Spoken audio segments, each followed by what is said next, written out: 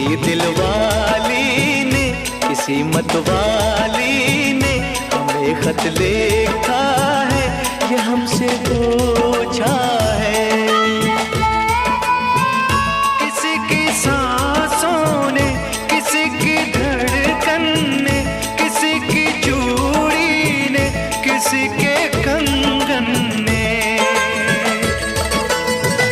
किसी के गजरे ने, किसी के गजरे ने, महकती सुबहों ने, मचलती शामों ने,